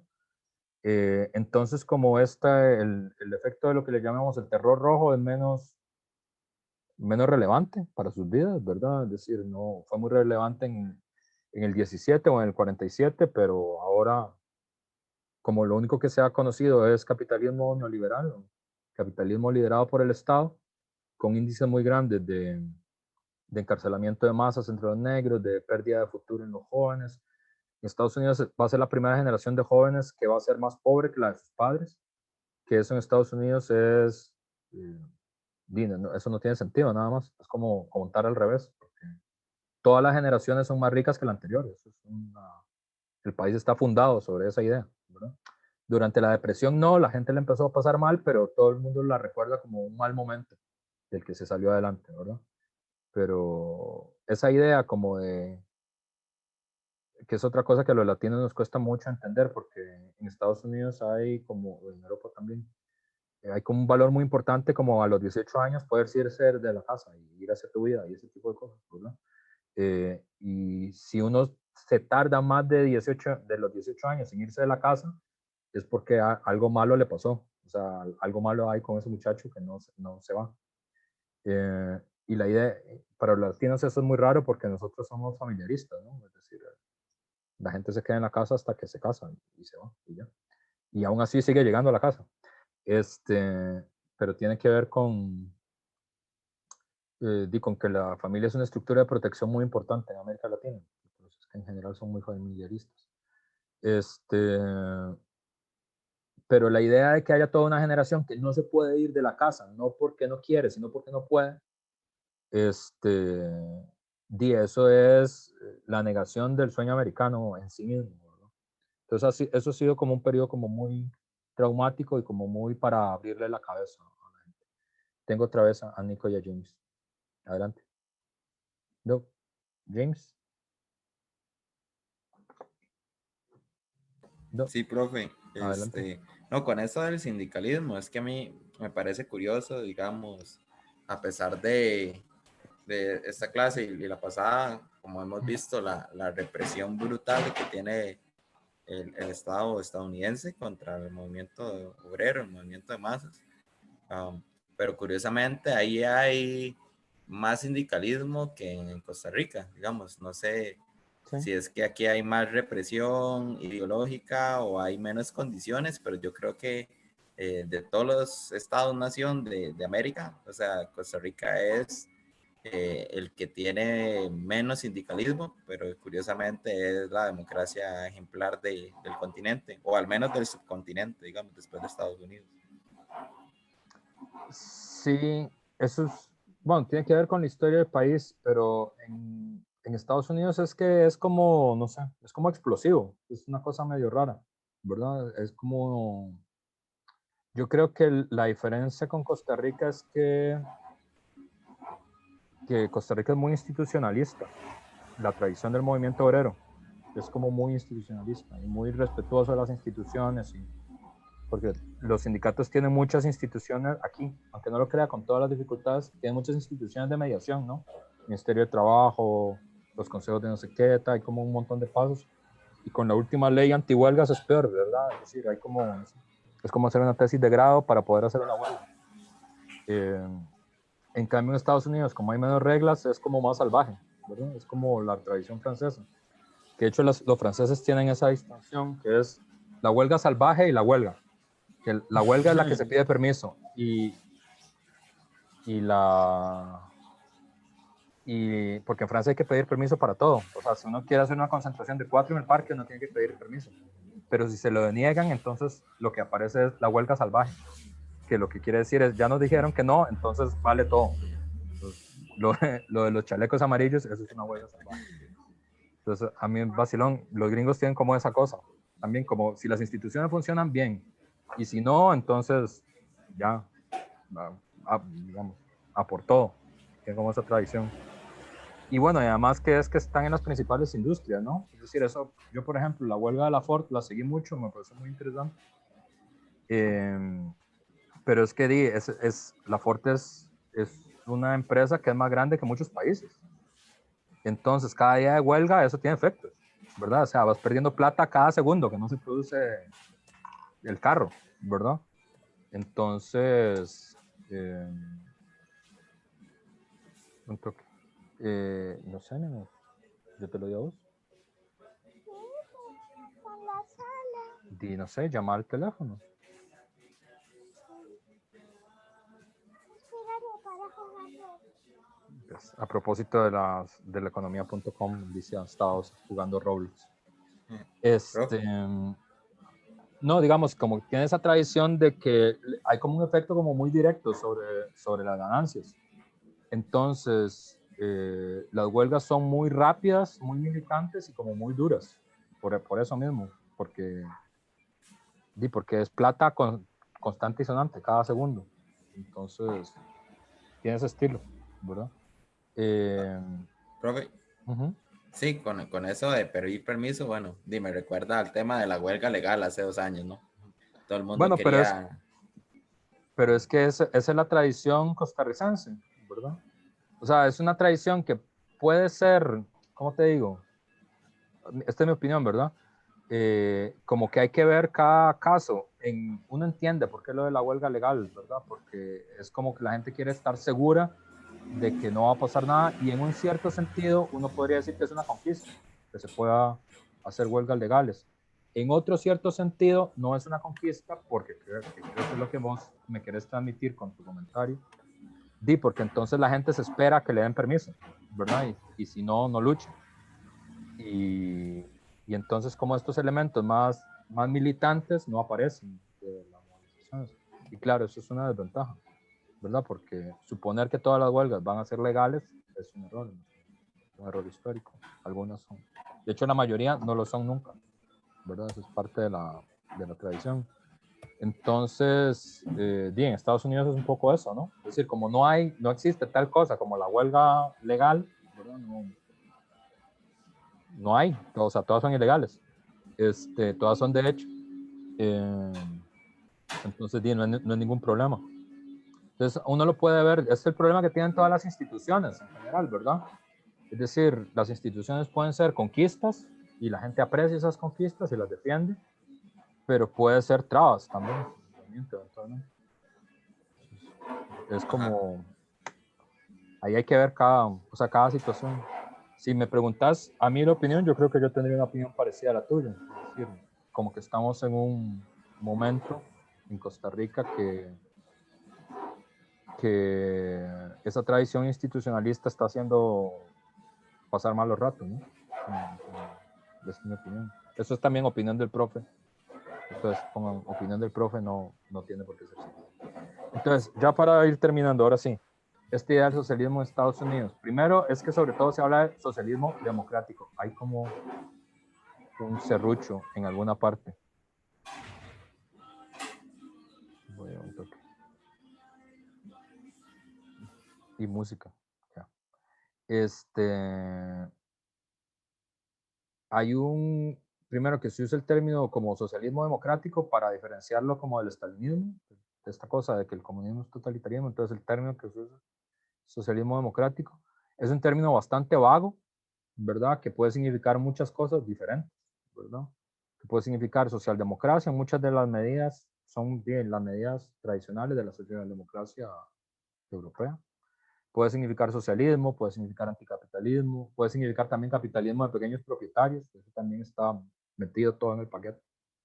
O sea, es como, para variar, es un movimiento como muy intenso, muy desde abajo, pero muy vago en las definiciones, ¿verdad?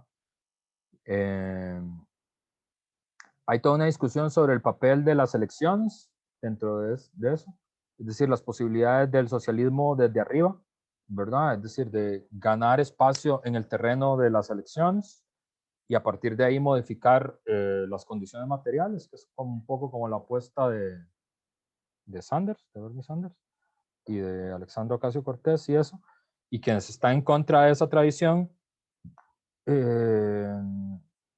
pues lo que se señalan es justamente como la imposibilidad de modificar la fuerza del complejo industrial militar o del Estado profundo de los Estados Unidos desde el Parlamento, ¿verdad? Que eso no se puede hacer. Básicamente porque el Parlamento facilita las propuestas de los empresarios y obliga a diluir las propuestas progresistas en sí mismo, ¿verdad? Entonces ese debate ahí está abierto. Y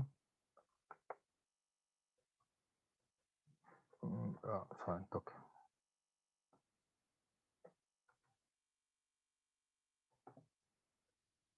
Anterior.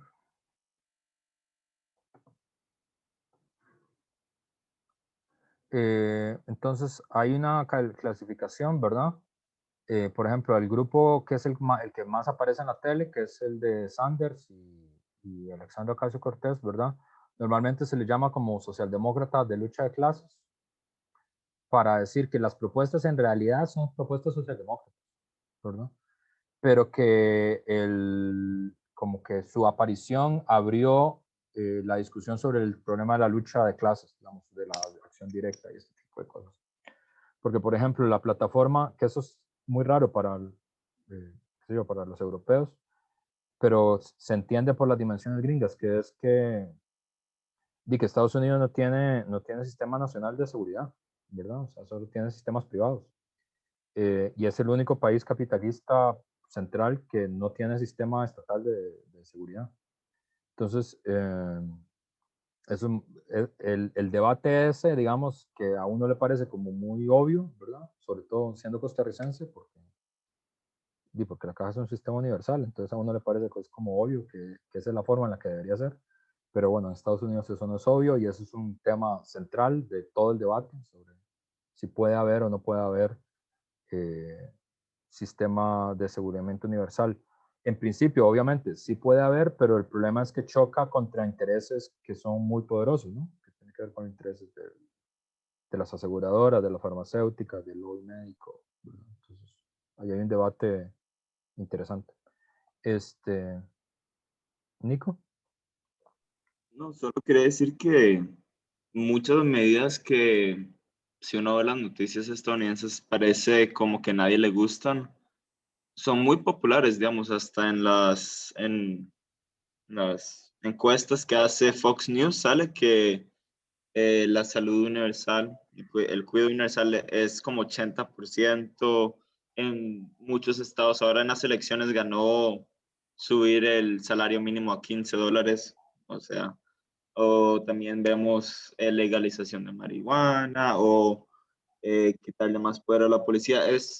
No es todo como 100% popular, pero es mucho más popular de lo que los medios lo enseñan, porque claro, los medios están a favor de no hacer eso, ¿verdad? Son siempre muy pro, pro capitalistas, ya que es un monopolio básicamente. Pero es muy popular y esos medios ganaron bastante ahora. Sí, digamos como que hay una cosa que está asociada como a esta idea de la oposición de la gente contra el dinero, ¿verdad?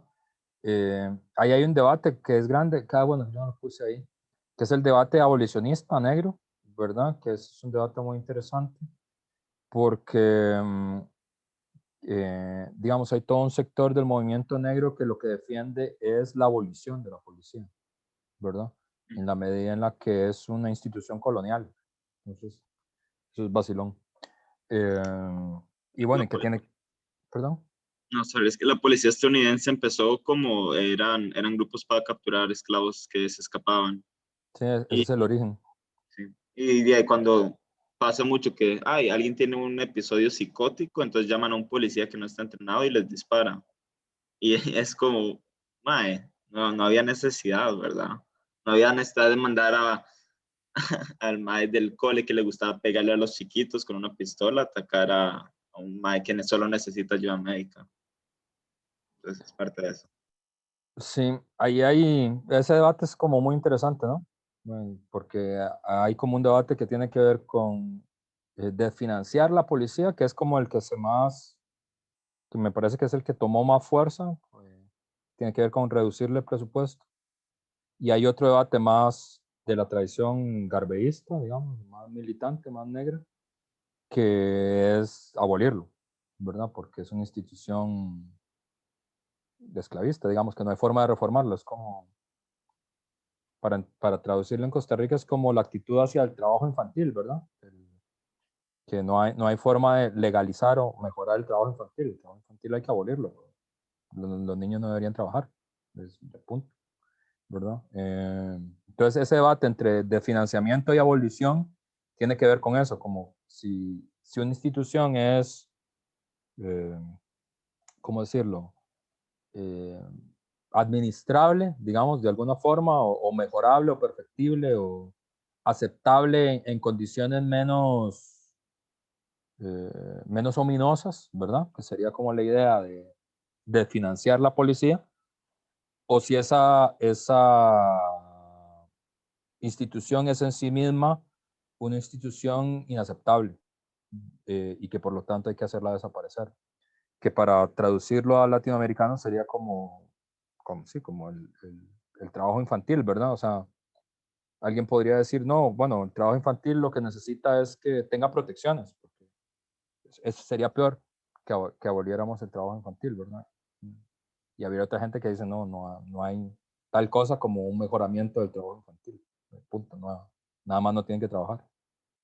Entonces ahí es como ese debate hacia la policía.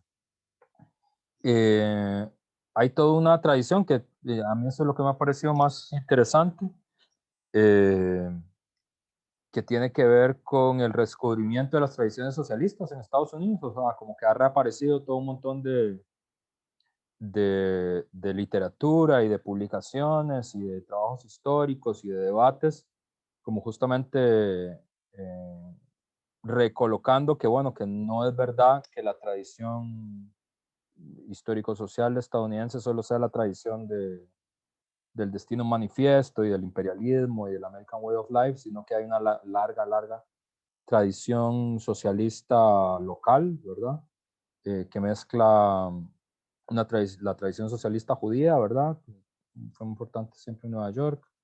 La tradición populista, que no es lo mismo que lo que significa en América Latina, que es la tradición de como la organización política de los obreros y de los granjeros en los estados del Middle West, estados como productivos, digamos, Estados Unidos.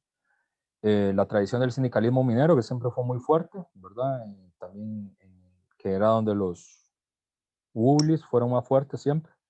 Y una tradición también socialista cristiana que tiene que ver con esto que les había dicho, que es medio curioso de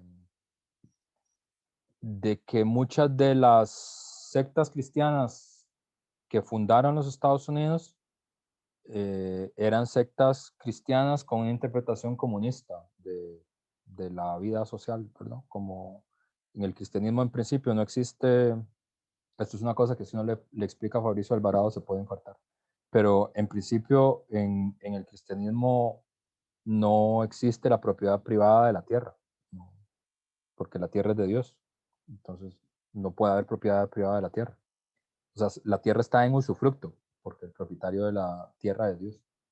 Entonces, no existen propietarios reales de la tierra. Y eso implica la obligación del trabajo en común de la tierra. Y hay toda una tradición muy larga, muy como de local, digamos, de esa tradición, ¿verdad? En América Latina no llegó tanto eso, ¿verdad? Eh, pero en Estados Unidos es importante.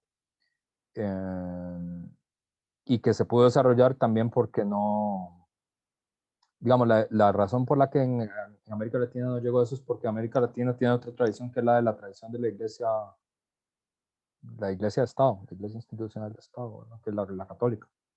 Entonces, los católicos siempre han sido muy, no les gusta la competencia religiosa, son monopolistas de Estado religioso. Entonces, no, nunca hubo, siempre fue muy perseguida cualquier denominación no católica. De hecho, Costa Rica es muy tardía. O sea, Costa Rica formalmente es pluralista religiosa, pero en realidad la mayoría católica fue dominante en Costa Rica hasta los años 80, muy dominante hasta los años 80. O sea, tiene 30 años en los que uno podría decir, bueno, sí, en Costa Rica hay más religiones que los católicos, pero todavía la gente olvida mucho eso, como no todo el mundo es católico. Y aquí como no había iglesia de Estado, ¿no? Entonces florecieron muchas estas sectas cristianas comunistas y eso también está ahí dentro de la tradición, que además son antimilitaristas, ¿verdad? Porque no... Shakespeare decía esto, que uno puede usar la Biblia para justificar al diablo, ¿verdad? Que el diablo podría usar la Biblia para justificarse a sí mismo.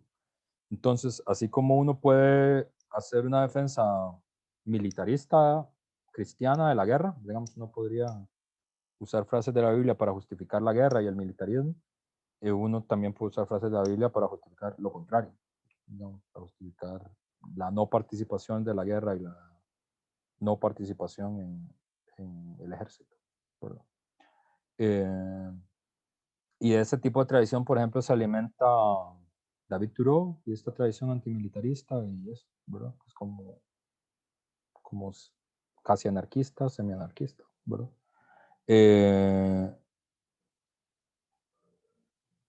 Bueno, eso. Hay todo un debate. A los latinoamericanos creo que nos parece medio raro porque, o sea, en realidad las demandas están más asociadas a lo que uno le parece que es como las cosas del estado de bienestar, ¿no? La salud para todos, abolir las deudas de los universitarios, la idea de un nuevo pacto verde y eso. O sea, como las medidas por ahí no suenan tan radicales. Pero yo creo que el nivel de lo más interesante, y aquí vamos a terminar, no es tanto las medidas y eso, sino como el nivel de movilización social, que es muy espontáneo y como muy creativo, ¿verdad? Y luego los enemigos que enfrenta, que también eso es muy interesante, ¿verdad? Es decir, no es lo mismo, digamos, no es lo mismo cuando el movimiento ocurre en el puro corazón del centro imperial, ¿verdad? Eso es como las ventajas y las desventajas, ¿no? De vivir en el centro imperial, ¿verdad? Que los centros imperiales tienden a ser muy estables y por eso es que se impone mucho como estas miradas más quietistas que tienen que ver con Estados Unidos como el país del destino manifiesto y del imperialismo y del American Way of Life y todo esto, que que hay un pedazo verosímil de esa historia. Efectivamente hubo destino manifiesto, efectivamente hubo imperialismo, o efectivamente jugaron una posición súper privilegiada en un momento del sistema mundo, pero eso no es toda la historia, ¿verdad? Es decir, también hay otra historia como ¿no? de los otros Estados Unidos, dice Howard Zinn, que además tiene el efecto de que, ya lo habíamos hablado, que a diferencia de los países latinoamericanos, donde es más frecuente como formas como más expresivas de la lucha de clases, y donde la tradición socialista tiene como otro cariz y otra tradición, ¿verdad? Que es la que estudiamos con otros autores. Las posibilidades de que eso tenga un efecto universal son más bajas, ¿verdad? Yo ponía, por ejemplo, el ejemplo de Bolivia, que es un país con una tradición como muy interesante desde el punto de vista de la lucha de clases, de las cosas que hacen, de las tradiciones que tienen esos movimientos obreros y socialistas. Es muy interesante la historia boliviana, pero las posibilidades que algo que pase en Bolivia tengan efectos universales son muy pocas, ¿verdad? Es decir, puede tener efectos en Perú, digamos, en Chile, ahí a la parcita, pues como que es sí, ahí sí, ¿verdad? Pero como que de repente un buen día los australianos se levanten a discutir lo que está pasando en Bolivia, es poco probable, ¿verdad?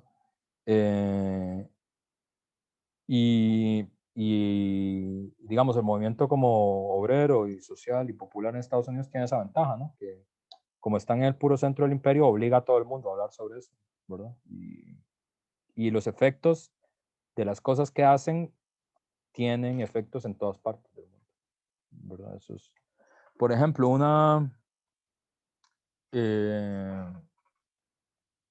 la gente como más de derecha, ¿verdad? Que defiende que hace hacer como un intento de defensa de Trump, por ejemplo, pone un ejemplo que es, bueno, durante la administración Trump no hubo invasiones a otros países, ¿verdad? Eso no es cierto porque Estados Unidos tiene bases militares permanentes en todas partes del mundo, entonces siempre están ahí, no es como que tengan que ir a ningún otro lado. Además, no siempre hacen la guerra directamente, a veces financian gente que hace la guerra, como la guerra contra Yemen, que es financiado básicamente por los Estados Unidos, ¿verdad? Vía Arabia Saudita, que es una de las zonas más dramáticas del mundo. Pero además, y esta es la diferencia, que es, no había tanquetas en las calles de Bolivia porque había tanquetas en las calles de Minneapolis. Esa es la razón, estaban como demasiado aliados con su propio país como para mandarlas a otro lado. Entonces, eso tiene una ventaja porque lamentablemente no,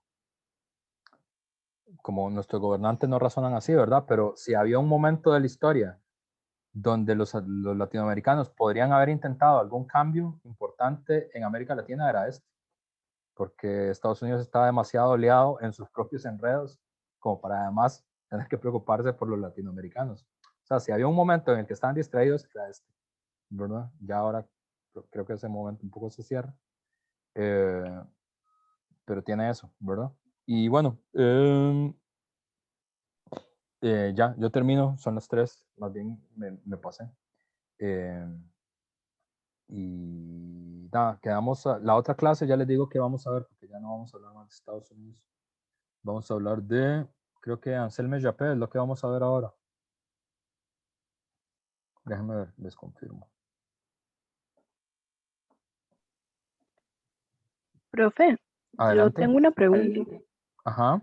¿Cuándo vamos a, bueno, cuándo va a dar la explicación de la guía número 2 y cuándo la tendríamos que entregar? El 16. La guía va a Ok, ser explicada gracias. el 16 y va a ser entregada el 30. Perfecto, Y gracias. súper. Y déjenme solo ver esto para confirmarlo. Sí, las otras clases, lo que tenemos pendiente es, les tengo que entregar la guía el 16. Vamos a discutir ahora a hacer el GAP, que eso es como, ya estamos en la parte del último, ya no vamos a hablar tanto como de movimientos y el movimiento obrero y todo esto, y el movimiento social, sino que vamos a hablar como de el último grito de la moda de las tradiciones marxistas, ¿verdad? Y socialistas. Entonces, uno es esta, que es la tradición de la teoría del valor de Anselm Japp. que es un francés él. Y luego vamos a ver que vamos a tener conferencias con los dos, con César Rendueles. Vamos a ver toda la discusión sobre el regreso del materialismo, ¿verdad? Como la tradición materialista, porque hay una, eso lo hemos visto poco en el curso, pero hay una relación entre la actitud política socialista, digamos, la lucha por el socialismo, y el materialismo filosófico, que no es una relación directa, ¿verdad? No es como que una cosa sea igual a la otra, pero sí hay un regreso de esos términos, y vamos a hacer eso, y luego vamos a tener la discusión esta sobre las relaciones entre el marxismo y el ecologismo. Vamos a hablar con Jorge Reichmann, que es el autor de El socialismo solo puede llegar en bicicleta. Y ya luego terminamos. Eso es lo que queda. Entonces esas son las lecturas que tienen pendientes. Y bueno, listo, nos vemos. Gracias por quedarse hasta los 5 minutos. Chau. Rayos. Chao, profe. Hasta Adiós. luego.